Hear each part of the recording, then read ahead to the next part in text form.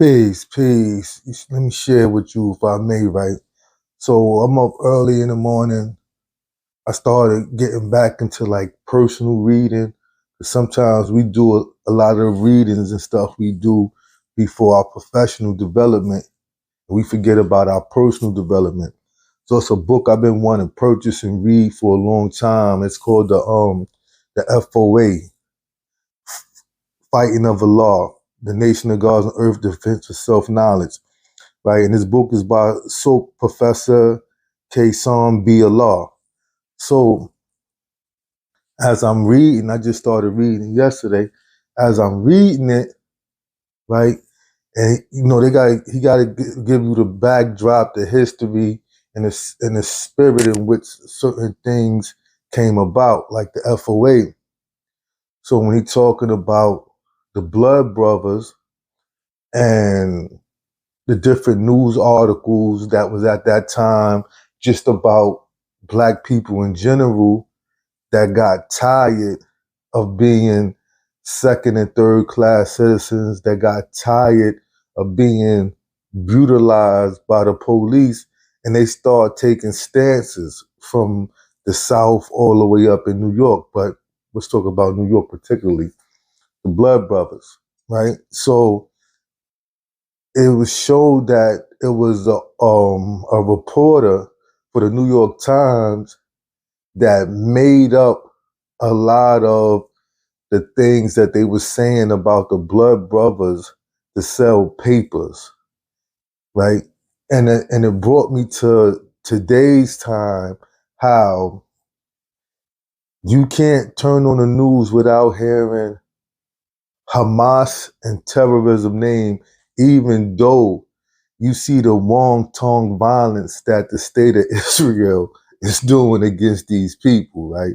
But all you keep hearing about is Hamas terrorism. But when you see all the destruction on the news, is from Israel. Whole neighborhoods out there in Gaza don't exist no more. Bodies is everywhere. I don't know what the body count is, over 20,000. But how media shapes the narrative, how media, I'm talking about mainstream media. This is why it's very important to have independent media. Mainstream media is not news, right? It's the communication outlet for the propaganda machine. And look what they're doing now. They're trying to get rid of presidents from these Ivy League schools because the students are protesting against Israel and that wanton violence that they are doing. Isn't college for students to develop their thinking, develop their insight? But see, this is what you don't know that they know.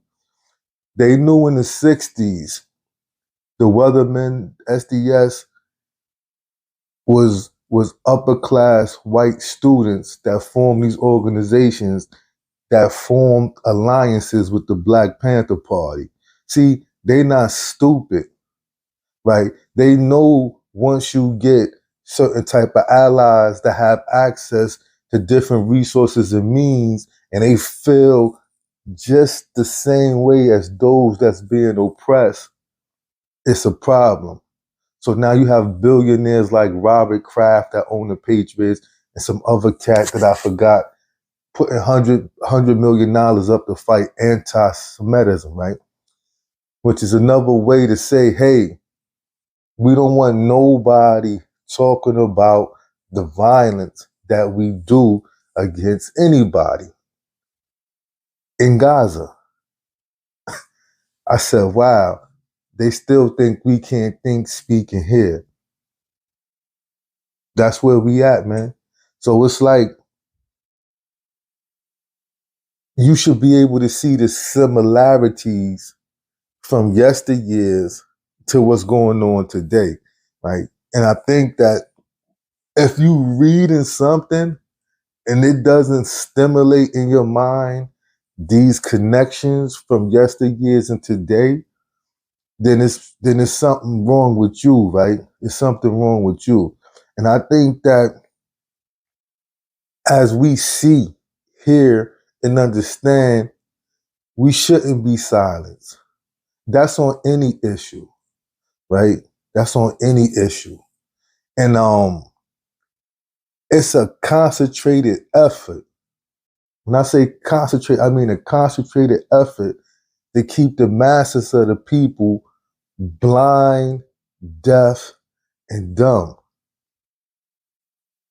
Yesterday's article in the paper I was reading was talking about the Slacker family that owned Purdue Pharma that actually created the opioid crisis.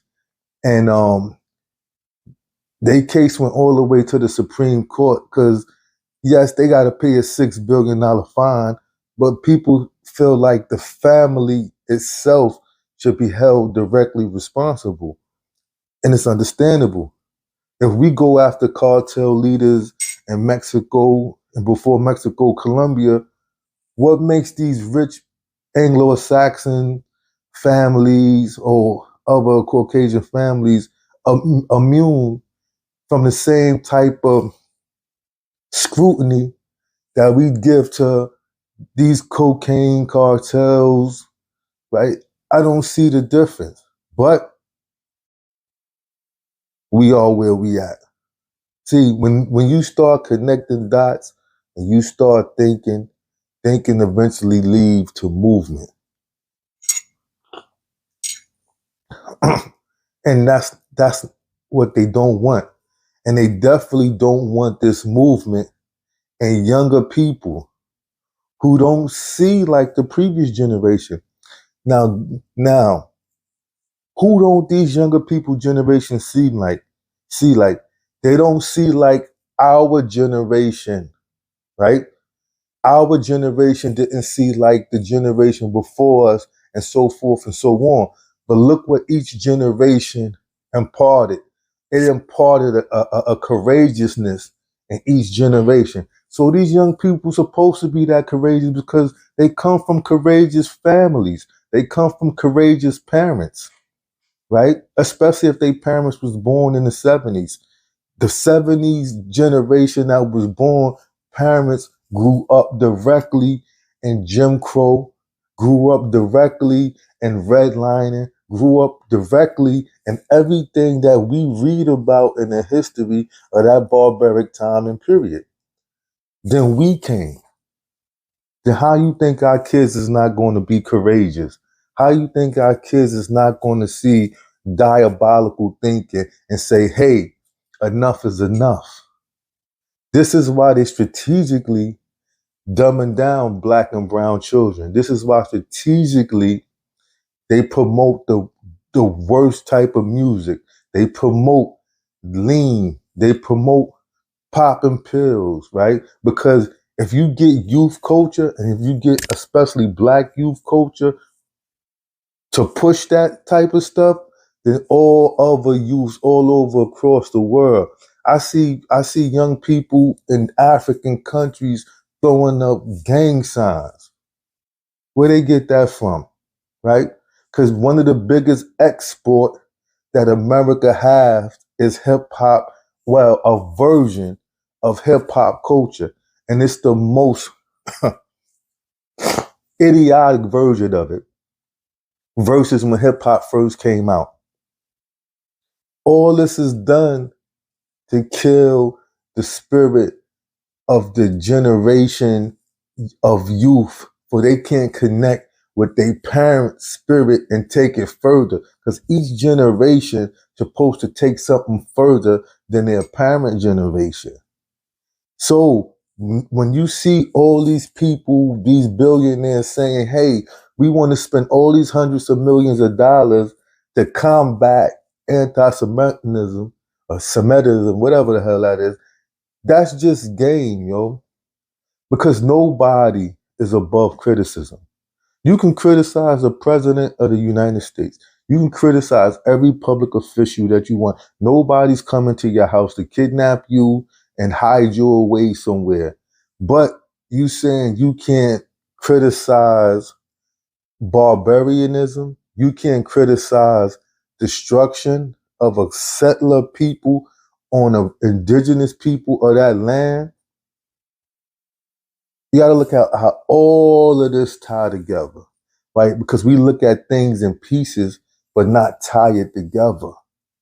Like we're not taught to look at systems as a whole. We're not taught to look at how these systems integrate. We're not taught how to see if this system right here go offline, how the rest of these systems still operate, right? Because it's kernel of each system of thinking in the other system.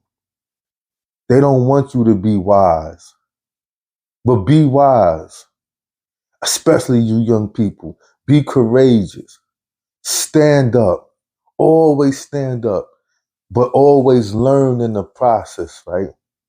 Learn from independent thinkers. Learn from independent scholars. Learn from progressive thinkers. Learn from progressive scholars.